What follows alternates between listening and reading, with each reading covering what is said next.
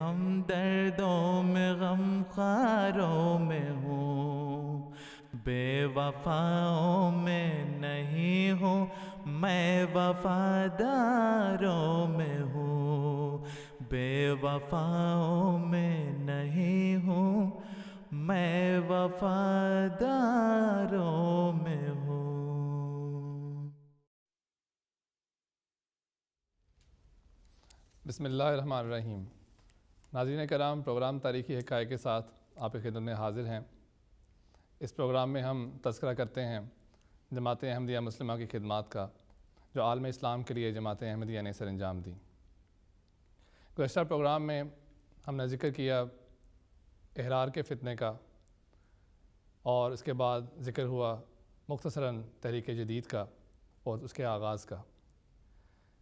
ناظرین، تحریک جدید وہ سکیم ہے جس کا مقصد پوری دنیا میں اسلام کا بول بالا کرنا ہے، اور اگر ہم دیکھیں تو یہ صرف اسی صورت ممکن ہوا کرتا ہے جب اللہ تعالیٰ کی مدد اس جماعت کے ساتھ ہو۔ بعض دفعہ چھوٹی چھوٹی جماعتیں وہ کام کر دیا کرتی ہیں جو بڑی بڑی حکومتیں نہیں کر سکتی، اور اگر اب دیکھا جائے تو اللہ تعالیٰ کے فضل سے پوری دنیا میں جماعت احمدیہ نے تبلیغ اسلام کا کام اور اشاعت اسلام کا کام شروع کر رکھا ہے۔ اس پروگرام میں ہم ذکر کریں گے تحریک جدید کا، اور ہمارے ساتھ گفتگو میں شریک ہیں مکرم مولانا عبدالباسط شاہد صاحب اور مکرم نصیر احمد حبیب صاحب۔ گزشتہ پروگرام میں مختصراً تذکرہ ہوا تحریک جدید کا، تو اس وقت جب تحریک جدید کا آغاز ہوا ہے تو کیا کوئی اور تحریکیں ایسی بھی تھیں جو کہ اس کے مقابل پر تھیں، یا اور جماعتیں بھی ایسی تھیں جو اس کے مقابل پر تھیں، اور ان میں کیا ایسی امتیازی خصوصیت حاصل تھی تحریک جدید کو جس نے اس کو ان تمام طریقوں سے منفرد کر رکھا تھا؟ بسم اللہ الرحمن الرحیم۔ شکریہ۔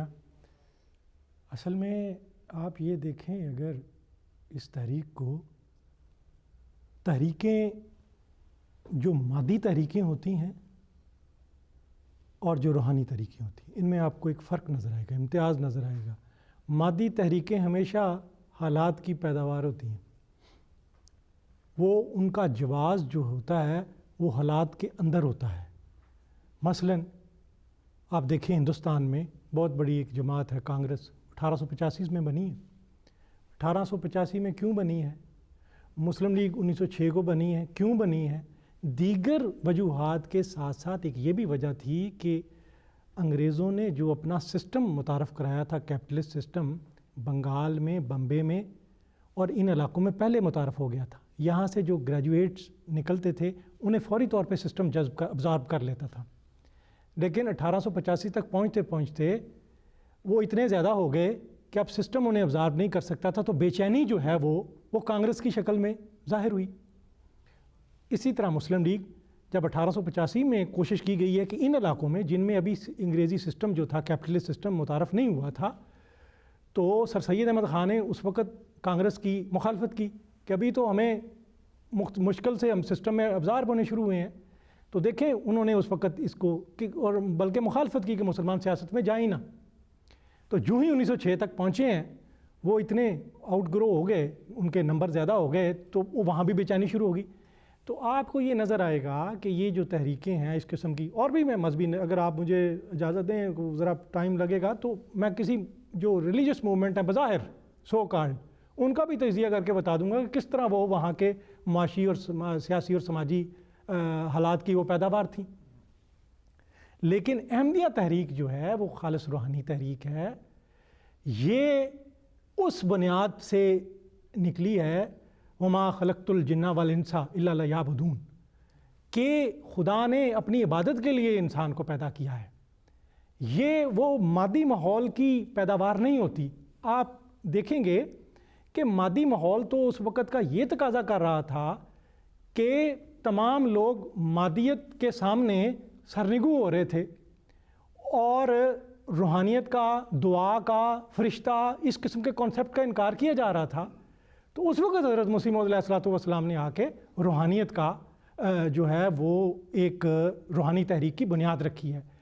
تو وہ جو انہوں نے نظام کی بنیاد رکھی تھی، نظام وصیت کے نظام کی بنیاد رکھی تھی، تو میں یہ سمجھتا ہوں کہ وہی حضرت خلیفۃ المسیح ثانی نے اسی کے ارحاس کے طور پہ طریق جدید کو متعارف کرایا ہے، تاکہ نظام وصیت سے کرنے کے لیے، اس کی راستے میں وسیع کرنے کے لیے، ایک ارحاس کے طور پہ اس کو صاف کرنے کے لیے پہلے طریق جدید کے ذریعے جب حضرت مسیح موعود علیہ السلام کا آخری بار لاہور میں تشریف لائے ہیں تو انہوں نے فرمایا ایک مجلس میں کہ میری حالت اس ماں کی طرح ہے جس کا بچہ بھی چھوٹا ہے اور اسے چھوڑ کے جا رہی ہے۔ لوگ اکثر آپ دیدہ ہو گئے، اس بچے کے سر پہ اگر ہاتھ رکھا ہے، دست شفقت رکھا ہے تو حضرت خلیفۃ المسیح اول نے رکھا ہے، اسے حوصلہ دیا ہے۔ اس بچے کو اگر پروان چڑھایا ہے تو حضرت خلیفۃ المسیح ثانی نے پروان چڑھایا ہے، اور یہ تحریکوں کی بنیاد تاکہ اس نظام وصیت تک لے جائیں۔ تو گویا بنیادی جو فرق ہے وہ یہ ہوا کہ روحانی تحریکیں جو ہیں وہ ماحول کے اگینسٹ چلتی ہیں، اگینسٹ دا ونڈ چلتی ہیں، اور مادی تحریکیں جو ہیں اپنے ہی عکس ہوتی ہیں، اپنے دور کا۔ اور اس کے بارے میں ہم کہہ سکتے ہیں یہ نغمہ فصل گل و لالا کا نہیں پابند، بہار ہو کے خزاں لا الہ۔ مجلس اعرار کا بھی ذکر کر سکتے ہیں کہ ہاں وہ دنیاوی دیکھیں تحریک تھی۔ وہ تحریک اس اعتبار سے کہ وہ جو ایک مڈل کلاس شہروں میں وجود میں آئی تھی، اور انگریزوں کے دور میں دیہاتی اور شہری کی تقسیم تھی۔ جو دیہاتی لوگ تھے وہ ان کے لیے نشستیں مخصوص تھیں، شہری لوگ ان کی جگہ نہیں لے سکتے تھے، نہ کوئی شہر والا آدمی جا کے گاؤں میں زمین خرید سکتا تھا۔ تو یہ ڈوین جو تھی، اور ان کو جو سروسز میں حصہ بھی شہری لوگوں کو نہیں ملتا تھا، اور ان میں جو بے چینی تھی مڈل کلاس میں، ان میں جو طبقہ سامنے آیا تھا اس کو ایک آواز چاہیے تھی، اس کی ضروریات پوری کرتے ہوئے یہ تحریک سامنے آئی ہے۔ تو میں یہ بتاتا ہوں اس کی جڑیں جو ہیں وہ اس کی سوشل ڈائنامکس میں ہیں۔ تو اس سے وہ، اور جو ہی وہ سوشل ڈائنامکس کا اس کا جواز ختم ہوتا ہے، تحریک جو ہے نقش برآب ہو جاتی ہے۔ گزشتہ پروگراموں میں ہم نے تفصیل سے مجلس اعرار کا ذکر کیا ہے، اور لیکن بظاہر بعض دفعہ یہ لگتا ہے کہ اس پڑھنے کے نتیجے میں اگر پڑھا جائے کہ شاید تحریک جدید کا جو آغاز ہے وہ مجلس اعرار کے فتنے کے مقابلے کے لیے ہوا تھا، یہ وجہ تھی شاید، یا اس کے علاوہ ایسی کوئی اور وجوہات بھی تھیں؟ حقیقت یہ ہے کہ اسلام کی بنیاد لا الہ الا اللہ محمد الرسول اللہ پر ہے۔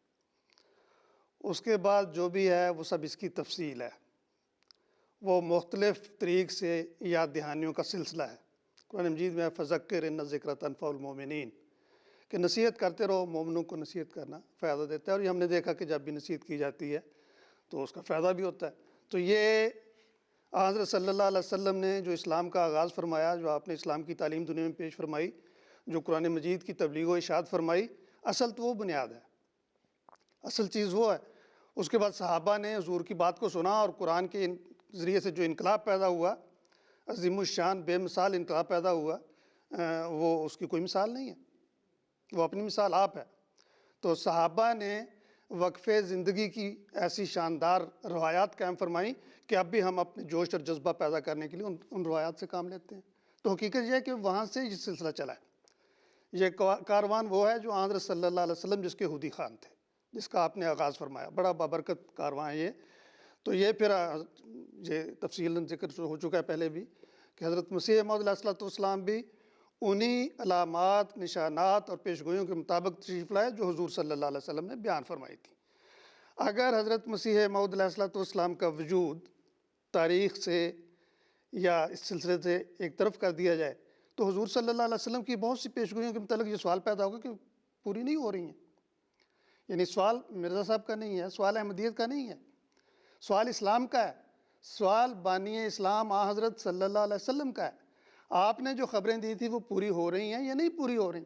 اگر وہ برات کا دولہا درمیان میں نظر نہیں آئے، اگر مسیح موعود نظر نہیں آئے، ساری علامتیں پوری ہوتی چلی جائیں تو کس پہ بات جاتی ہے؟ تو یہ بڑے کپا دینے والی چیز ہے کہ حضور صلی اللہ علیہ وسلم نے جو خبریں دی تھی وہ سب پوری ہو رہی ہیں۔ تو مسیح علیہ السلام نے پھر وہ یاد دہانی کا سلسلہ جو ہے اپنے رنگ میں اس کو، تو آپ کی جو پہلی شرط بیعت ہے وہ وہی لا الہ الا اللہ محمد رسول اللہ واپس آتا ہے، اسی کی یاد دہانی کروائی جا رہی ہے، اس کے متعلق بعض نصیحت کی جا رہی ہے۔ باقی 10 شرائط بیعت ہیں وہ بھی اسی کی تشریح میں آتی ہیں۔ پھر اس کے بعد آپ نے نظام الوصیت جاری فرمایا۔ بیعت کے بعد میں سمجھتا ہوں جو حقیقی معنوں میں بیعت کر کے احمدی ہوتا ہے اس کے لیے وصیت کی ضرورت نہیں ہے، وہ موصی ہے پہلے سے، وصیت میں کوئی زائد بات نہیں ہے۔ بیعت کی شرائط جو ہیں ان کی یاد دہانی ایک اور رنگ میں نظام وصیت میں کر دی گئی ہے، اور یہ مختلف انداز پھر اس نظام میں جو شامل ہوئے انہوں نے اپنی ذمہ داریوں کو سمجھا، اپنی ذمہ داریوں کو نبھایا، بات آگے چلی قربانیوں کی، نئے اس میں تاریخ رقم ہوئی، نئی مثالیں قائم ہوئی، جوش اور جذبہ جو ہے وہ اور زیادہ ہوا. تو یہ تذکیر کا ایک ذریعہ ہے جو مختلف مواقع پہ حضرت مسیح علیہ الصلوۃ والسلام نے حضرت صلی اللہ علیہ وسلم کی سنت مبارکہ کے مطابق اس کو جاری فرمایا. حضرت خلیفۃ المسیح ثانی حضرت مسلم موعود رضی اللہ تعالیٰ عنہ نے بھی یہ دیکھ کر کہ جماعت کی مخالفت جو ہے وہ اس حد تک پہنچ گئی ہے کہ اب لوگوں نے گویا جماعت کو تسلیم کر لیا ہے. یعنی مخالفت اگر گورنمنٹ کی طرف سے ہو رہی ہے، اگر مختلف لوگ مجموعی طور پہ متحدہ کوششیں کر رہے ہیں، اس میں مجلس احرار بھی شامل ہو گئی، یہ سمجھتے ہوئے کہ چلو موقع ہے شاید کانگریس کی پشت پناہی کی وجہ سے، ہندو کی پشت پناہی کی وجہ سے، انگریز حکومت کی، پنجاب حکومت کی پشت پناہی کی وجہ سے ہم بھی آگے نکل جائیں گے. وہ تو مادی لحاظ سے سوچتے ہیں، سیاسی تحریکات کا یہی ہوتا ہے. تو رحمتہ کو دیکھتے ہیں کہ لوگوں کا رجحان کیا ہے اس کے مطابق بات کر دو، لوگوں کا رجحان کیا ہے اس کے مطابق ایک نعرہ دے دو، لوگ خوش ہو جائیں گے اس میں اور کہیں گے ٹھیک ہے، واہ واہ ہو جائے گی. تو وہ اس واہ واہ کی تلاش میں تھے. لیکن اس کے مقابل پہ جو چیز تھی ظاہر ہے، جیسے میں پہلے بھی عرض کر چکا ہوں کہ وہ روحانی تحریک تھی. جیسے پروفیسر صاحب نے ابھی بیان فرمایا، وہ خالص روحانی تحریک تھی جس کی بنیاد قرآن پہ تھی، جس کی بنیاد حضرت صلی اللہ علیہ وسلم کی سنت مبارکہ پہ تھی، جس کی بنیاد احادیث پہ تھی. تو یہ ایک بہانہ سمجھ لیجئے کہ وقتی طور پہ سامنے ایک چیز نظر آتی ہے، ورنہ تو وہ ایک ایسے خس و خاشاک کی مثال تھی احرار کی مخالفت کی جو بہہ جانے والا تھا، ختم ہو جانے والا تھا، ہبا منصورہ ہو جانے والا تھا، اور وہ ہو گیا. جیسے پہلے ذکر آ چکا ہے کہ حضرت خلیفۃ المسیح نے فرمایا، حضرت مسلم موعود رضی اللہ عنہ نے فرمایا کہ میں احرار کے پاؤں تلے سے زمین نکلتے ہوئے دیکھتا ہوں. لوگوں نے دیکھا واقعی ان کے پاؤں تلے سے زمین نکل گئی. لوگوں نے، پریس نے، غیر احمدی پریس نے یہ لکھا کہ امرتسر میں کوئی سرخ قمیض نظر نہیں آتی جو احراریوں کا نشان تھا. تو یہ پہلے بیان ہو چکا ہے. تو بہرحال احرار کا ذکر ضمناً تو آتا ہے ضرور اس میں، لیکن تحریک جدید کی بنیاد خالصتاً روحانی ہے. تحریک جدید کی بنیاد قرآن مجید ہے. تحریک جدید کی بنیاد اسوہ حسنہ حضرت صلی اللہ علیہ وسلم کا. سر یہاں پہ یہ بھی پوچھنا چاہوں گا کہ اس تحریک کا نام تحریک جدید کیوں رکھا گیا ہے؟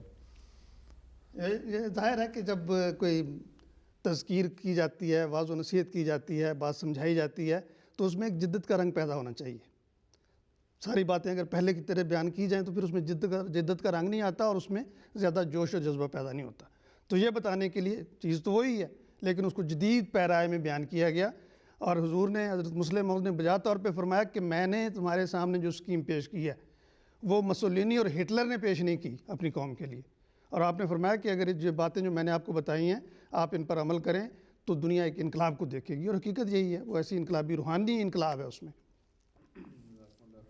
سب یہ تحریک جدید کا آغاز ہوتا ہے اور یہ تحریک اپنا زور پکڑتی ہے، تو جو مخالف پریس ہے یا ویسے جو پریس تھا، ملکی پریس تھا، اس کا کیا رد عمل تھا اس موقع پر؟ انہوں کا کیا اظہار تھا اس تحریک کو دیکھ کے؟ جزاکم اللہ. اصل میں یہ دیکھیں، جیسے ابھی ذکر ہوا ہے کہ یہ روحانی تحریک جو ہوتی ہے وہ ماحول کی پیداوار نہیں ہوتی. ماحول میں تو کوئی جگہ نظر نہیں آ رہی.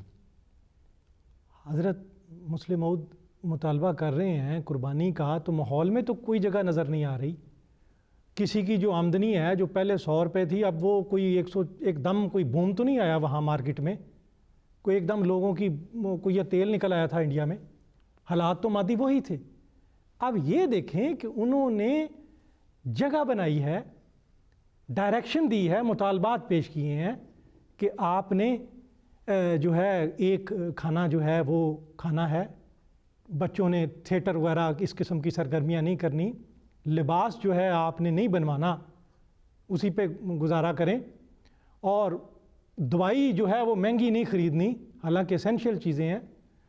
تو یہ جو مطالبات وہ کر رہے ہیں، سادہ طرز زندگی کی مثال دے رہے ہیں، وہاں سے وہ یہ رستہ بھی بتا رہے ہیں. بھائی تم نے قربانی، اگر آدمی کہتا ہے میں نے قربانی کرنی ہے، بھائی جب تک آپ اسے رستہ نہیں بتائیں گے، جب تک آپ جگہ نہیں بنائیں گے تو وہ کیسے قربانی دے گا؟ لیڈر کا تو یہی کام ہوتا ہے کہ ان کو موٹیویٹ بھی کرنا اور اس کا طریقہ بھی بتانا، اس کا جو صراط مستقیم ہے وہ کیا ہے، کس طرح.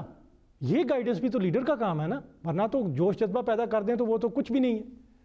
تو انہوں نے وہ رستہ بھی بتایا کہ اس طرح یہی اسلام کا سبق ہے کہ سادہ طرز زندگی. مثال بھی انہوں نے دی کہ ایک بار حضرت عمر رضی اللہ تعالیٰ عنہ نے دیکھا کھانے پہ نمک اور سرکہ رکھا ہوا ہے. انہوں نے کہا دو آپ نے ڈشیں کیوں رکھی ہیں, نمک اور سرکہ؟ انہوں نے کہا جی ایک ہی ہے یہ. انہوں نے کہا نہیں دو ہیں. تو یہ مثالیں دیں اور اس طرح انہوں نے جگہ بنائی ہے اپنی تحریک کے لیے روحانیت کی بنیاد پہ. اس پہ یہ انہوں نے صحیح بات کہی ہے. یہ ہٹلر اور مسولینی کے بس کی بات نہیں تھی. ہٹلر اور مسولینی اپنے دور کی آواز تھے, ایکو تھے, وہ اپنے دور کی باز گشت تھے اور کچھ نہیں تھا. یہ جو تحریک ہے یہ اس میں تخلیقیت ہے, کریٹیوٹی ہے اور ایک جینیس ہے.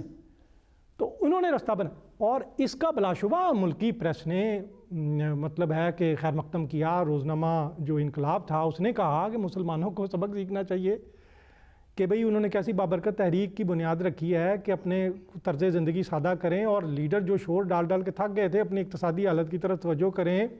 مسلمان جو نہیں توجہ دیتے تھے اب چلو ان کی دیکھا دیکھی کریں ان کی ضد میں, لیکن خدارہ یہ نہ کریں کہیں الٹ چل پڑیں. وہ کہتے ہیں سینما نہیں دیکھنا, آپ کہیں جی ہم نے دیکھنا ہے کہ وہ اس طرح تو ہم احمدی کہلائیں گے, تو یہ نہ کریں. تو پھر وہ آریہ, یہ مسلمان اخبار ہے, دوسرا ملاپ وہ آریہ اخبار ہے, وہ کہہ رہا ہے کہ دیکھیں جی جو سادہ طرز زندگی کے بارے میں امام جماعت نے احمدیہ نے یہ ارشاد فرمایا ہے بڑا یہ ہے اور اس قابل تقلید ہے. تو اس کے ساتھ ساتھ جو ہے جی ہمارے تو پہلے ہی لکھا ہوا ہے جی ویدوں میں تو ایسا کرنا چاہیے. تو اس کا مطلب ہے کہ وہ بھی اس پروگرام کو اپنانے کی دے رہے ہیں. دوسری طرف دیکھیں ایک اور اخبار ہے رنگین, امرتسر سے نکلتا ہے, اس میں ارجن سنگھ جو ہیں عاجز وہ اس کے ایڈیٹر ہیں. وہ لکھتے ہیں کہ کیسی تحریک انہوں نے کی ہے امام جماعت احمدیہ نے بابرکت, کہ آج کون ایسا ریفارمر ہے جو کہ یہ کہے کہ اس کے مرید جو ہیں وہ اس کے بات پہ اس طرح عمل کریں گے جس طرح امام جماعت احمدیہ کی بات پر ان کے مرید جو انہوں نے اپنا طرز زندگی سادہ بنا لیا. تو اس طرح انہوں نے یہ بات اس کی ایسے داستان نہیں تھی. میں یہ جس طرح لبیک کہا ہے جماعت احمدیہ نے, امام جماعت احمدیہ کے ارشادات پہ اور مطالبات پہ پوری طرح اپنے زندگی کو ڈالا ہے, پھر قربانیاں دی ہیں. انہوں نے مطالبہ کیا ہے 17,500 کا, تو انہوں نے 32,000 تو فوراً ہی جمع کرا دیا, باقی وعدے 1 لاکھ روپے سے اوپر وعدے آ گئے ہیں. تو اس کا مطلب رسپانس انہوں نے دیا ہے بڑا ایک پازیٹیو. تو اس کا سارے پریس نے تذکرہ ہوا ہے, اسے سراہا ہے, قابل تقلید نمونہ سمجھا. یہ میں دیکھو یہ بہت مشکل بات. گاندھی نے ایک بار کہا تھا کہ بھئی کانگریس کے ممبر کے لیے ضروری ہے کہ 200 گز وہ جو ہے کھدر وہ اسے بنے کاتے وہ کھڈی پہ اپنے ہاتھ سے. تو موتی لال نہرو جیسے لوگ اٹھ کے چلے گئے تھے. یہ لیڈر کا بتانا یہ بہت مشکل بات ہوتی ہے. تو جس طرح امام جماعت احمدیہ نے حضرت صاحب نے کہا اور جس طرح لوگوں نے لبیک کہا احمدیوں نے اور جس طرح یہ اس کی پذیرائی ہوئی ہے پورے پریس میں پورا سے کیا گیا. کوئی ایسے واقعات ملتے ہیں غیر احمدی پریس کے علاوہ بھی عام مسلمان جو تھے وہ بھی اس سے متاثر ہوئے ہیں؟ بالکل متاثر ہوئے ہیں. ان کا کوئی ایسا کوئی واقعہ کوئی ایسی کوئی خط لکھے ہیں لوگوں نے کہ بھئی ہم آپ کی اس تحریک پہ متاثر ہوئے ہیں.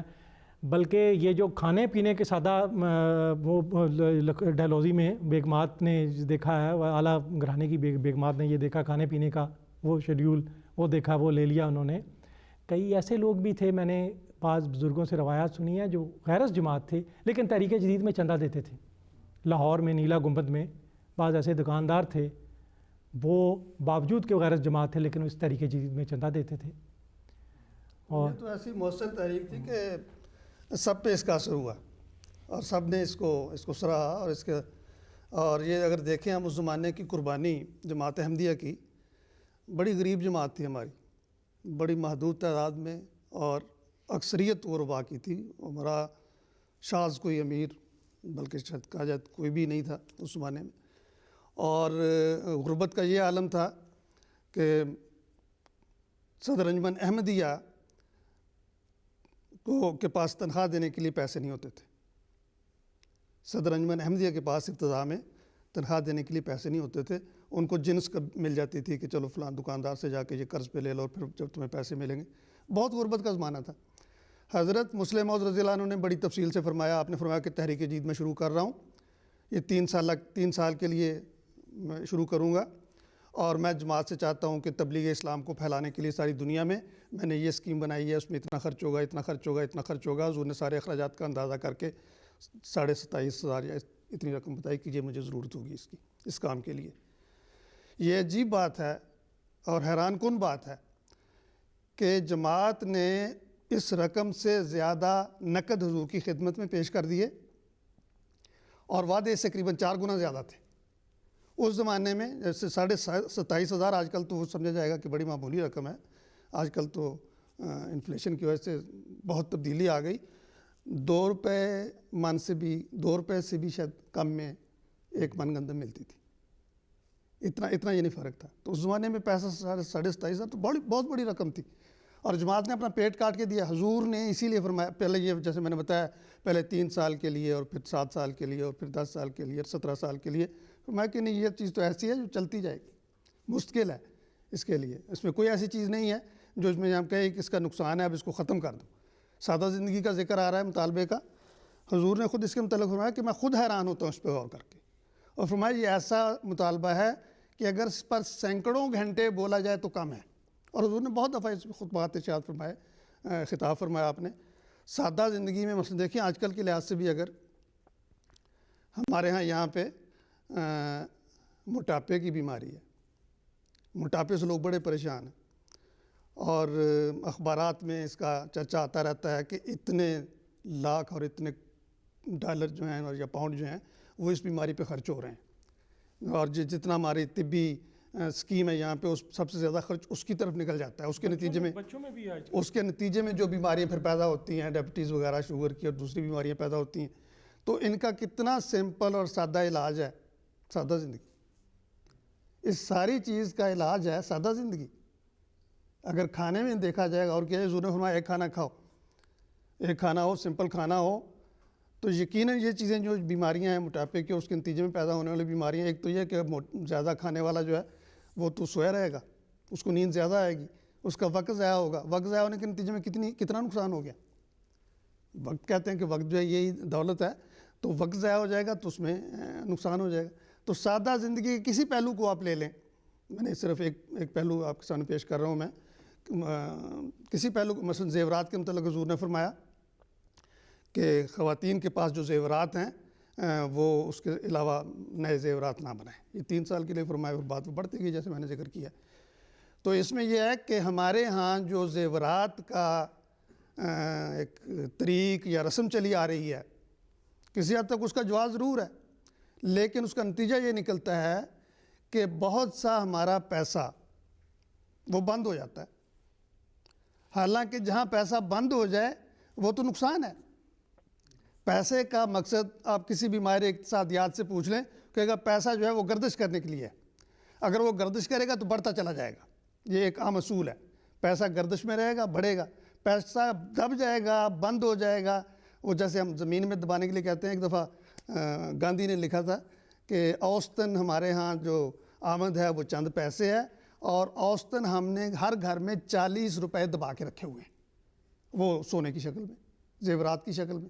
تو اگر حضور کے اس مطالبے کو, سادہ زندگی کے مطالبے میں سے زیورات کے حصے کو سامنے رکھا جائے, تو جماعت کے اندر تجارتی لحاظ سے, اقتصادی لحاظ سے ایک انقلاب آتا ہے کہ ہمارا جو پیسہ ہے وہ سارا کام میں آئے گا, سارا پیسہ تجارت میں لگے گا, سارا پیسہ آمدنی پیدا کرے گا, ہم چندہ بھی زیادہ دے سکیں گے, ہماری اپنی حالت جو بھی بہتر ہوگی. تو اس کسی پہلو سے بھی دیکھیں, سادہ زندگی کے اتنے بے شمار فوائد ہیں, اور پھر سادہ زندگی گزارنے والا جو ہے وہ بالعموم وری لیس ہوتا ہے, اس کو پریشانی کم ہوتی ہے. لیکن جتنا زیادہ تکلف آتا جائے گا اتنی زیادہ پریشانی بڑھتی چلی جائے گی, پریشانی کی وجوہ بڑھتی چلی جائیں گی. معیار زندگی, سو کالڈ معیار زندگی, کہ ہمارا معیار زندگی بلند ہو گیا. معیار زندگی بلند ہونے سے اگر آپ کو سکون زیادہ نہیں ہوا, اگر آپ کو اطمینان زیادہ نہیں ہوا, اگر آپ کو شرح صدر زیادہ نہیں ہوا, تو اس معیار زندگی کی بلندی کا کیا فائدہ ہے, وہ تو نقصان دہ ہے. تو سادہ زندگی میں اطمینان ہے, انشراح ہے, اور خوشی ہے, اور پھر اس کے نتیجے میں قربانی کرنے کی توفیق ملتی ہے. سادہ طریق پہ جو شخص رہتا ہے اس کو اگر قربانی کے لیے بھیجا جائے کہ تم فلاں ملک میں چلے جاؤ, حضور نے فرمایا جو مطالبات تھے ان میں سے ایک مطالبہ یہ بھی تھا کہ کوئی شخص بیکار نہ رہے، ہر شخص کام کرے، یعنی کوئی ہاتھ ایسا نہیں ہونا چاہیے جو کام میں مصروف نہیں ہے۔ کتنی بڑی تحریک ہے یہ، اگر سوچا جائے۔ میں سمجھتا ہوں ہماری ذیلی تحریکوں نے اس پہ کافی حد تک عمل کیا ہے، اس سے فائدہ بھی اٹھایا ہے خدام الحمدیہ انصار اللہ نے، لیکن یہ بہت ہی انقلابی چیز ہے، ہر شخص کام میں مصروف ہو۔ ہم انڈیا میں دیکھا ہم نے، وہ مشہور بھی ہے، ہم نے خود بھی دیکھا، آپ انڈیا میں جائیں ان کے گھر کا چھوٹے بچے سے لے کے سب افراد جو ہیں کسی نہ کسی کام میں مصروف ہوں گے۔ وہ کوئی مونگ پھلی لے کے بیچ رہا ہے بازار میں، کوئی شکر کی کوئی چیز بنا لی ہے وہ لے کے بازار میں بیچ رہا ہے، چھوٹی چھوٹی لگائے انہوں نے، اور زندگی سادہ ہے۔ ہم یہ مثال ان سے لے سکتے ہیں۔ جب بھی ذکر تھا کہ پریس نے کیا اس کا رد عمل ہوا تھا، تو ہندوؤں نے کہا، شیعوں نے کہا کہ اس غیرت میں ہی آ کے ہم سادہ زندگی اختیار کر لیں کہ امام جماعت، اور پھر انہوں نے قربانی کی جو مثال جماعت نے قائم کی تھی، وہ سب نے کہا کہ یہ قربانی حیران کن ہے، ان کے طریق میں دیکھو وہ تھوڑے سے تھے، انہوں نے اپنے امام کے کہنے پہ اتنا پیسہ ان کو پیش کر دیا۔ تو یہ واقعی ایک ایسی انقلابی تھا۔ اور پھر اس کی یہ بھی چیز ہے نمایاں، نصیر حبیب صاحب نے بتایا، اس کا فرق بتایا باقی طریقوں سے۔ اس کا یہ بھی فرق ہے کہ اس کا دائرہ اثر دن بدن وسیع ہوتا چلا جا رہا ہے۔ یہ ایسی تحریک ہے کہ محدود نہیں رہی، نہ 3 سال میں، نہ 10 سال میں، نہ 17 سال میں، نہ 27 سال میں غیر محدود ہوگی۔ تحریک ہی اتنی مفید تھی، تحریک اتنی بابرکت تھی، اتنی مؤثر تھی، اتنی فائدہ مند تھی، لوگوں کو اس کا فائدہ کہ وہ خود ہی بڑھتی چلی گئی، اس لحاظ سے بھی اور پھر اس لحاظ سے بھی کہ ساری دنیا میں تحریک جدید کے مشن جو ہے سایہ فگن ہے، ساری دنیا میں اسلام کی اشاعت کا کام ہو رہا ہے، ساری دنیا میں قرآن مجید کے مدارس کھلے ہوئے ہیں۔ یہ کتنا بڑا انقلاب ہے۔ وہاں جو لوگ قرآن کا نام نہیں جانتے، ابھی یہ کہتے ہیں قرآن کو جلانے کا، اس بدبخت نے کوشش کی اور وہ کوشش میں اچھا ہوا کہ کامیاب نہیں ہوا، لیکن ایک قرآن جلانے والے کی اگر جلا بھی دے، قرآن مجید کے تو دنیا میں اتنے بے شمار نسخے ہیں، اتنے بے شمار حافظ ہیں، قرآن مجید کا محافظ خدا تعالیٰ ہے، وہ اپنی بدبختی پہ مہر کرنے کے لیے اگر کرنا چاہے تو کر دے، لیکن قرآن کی حفاظت خدا تعالیٰ نے اپنے ذمہ لی ہوئی ہے، اس کا کوئی کچھ نہیں ہو سکتا ہے۔ تو قرآن کے مدارس جو جماعت نے کھولے ہیں، اس کا مقابلہ وہ بدنیت یا بدتین شخص ہے وہ کیا کرے گا؟ وہ نہیں کر سکتا۔ حضرت مسلم موعود کے ذریعے سے اس کنویں کا پانی ساری دنیا کے دریاؤں میں پھیل گیا ہے، ساری دنیا کے سمندروں میں پھیل گیا ہے، وہ سمندر کی طرح وسیع ہے اور ہر طرف وہ علم پھیل رہا ہے قرآن کا، اس میں کوئی اب وہ ایسے سوال ہی پیدا نہیں ہوتا۔ انہوں نے کہا کہ وہاں پہ قادیان میں جلسے نہ ہوں، ٹھیک ہے، ربا میں جلسے نہ ہوں، ٹھیک ہے، کر لیں کوشش اب جو کرنا چاہتے ہیں، اور کوشش انہوں نے کی، لیکن ان کی کوشش پہ میں کہتا ہوں وہ کوشش کرنے والے شاید اب اپنی اس کوشش پہ روتے ہوں گے کہ ہمیں کیا پتہ تھا کہ اس کے نتیجے میں یہ اتنا پھیل جائیں گے۔ تحریک جدید کے مقابل پہ جو مخالفت تھی اس زمانے میں، مخالفت ختم ہو گئی، اور رنگ میں مخالفت، وہ حسد کی مخالفت، حسد کی آگ تو جلتی رہتی ہے، حسد کی آگ جلتی رہے گی، اس وجہ سے کہ ہم آگے خدا تعالیٰ کے فضل سے ترقی کر رہے ہیں، اور ہماری ترقی جو ہے وہ ان کے اندازوں سے کہیں زیادہ آگے نکل گئی ہے، اس لیے ان کے لیے حسد کی آگ میں جلنا تو مقدر ہے، وہ جلتے رہیں گے۔ اپنی اس آگ کو کی تپش جو کسی طرح سے باہر نکالنے کی بھی کوشش کریں گے، ہماری مخالفت بھی اسی وجہ سے ہوتی چلی جاتی ہے، لیکن جو خدا کا ہے اسے للکارنا اچھا نہیں، ہاتھ شیروں پر نہ ڈالے، روبہ زار و نزار۔ ملت احمد کے ہم دردوں میں غم خواروں میں ہوں، بے وفاؤں میں نہیں ہوں، میں وفاداروں میں ہوں۔ دیکھیں یہ جو حضرت مسیح موعود علیہ السلام کی جو خدمت تھی نا قرآن کے لیے، جو پورے مکمل اسلام کو پیش کیا، دیکھیں مکمل اسلام کیا ہے؟ اس دور میں دعا یا فرشتہ ہے کوئی چیز، یا خدا بولتا ہے، کلام کرتا ہے، اس دور میں صفت تکلم اس کی ہے، تو علماء حضرات کہتے تھے اب نہیں بولتا۔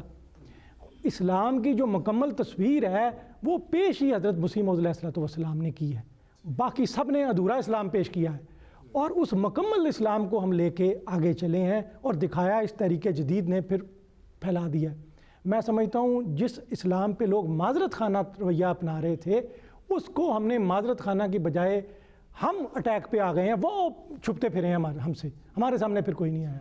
ملت احمد کے ہم دردوں میں غم خواروں میں ہوں، بے وفاؤں میں نہیں ہوں، میں وفاداروں میں ہوں، بے وفاؤں میں نہیں ہوں، میں وفاداروں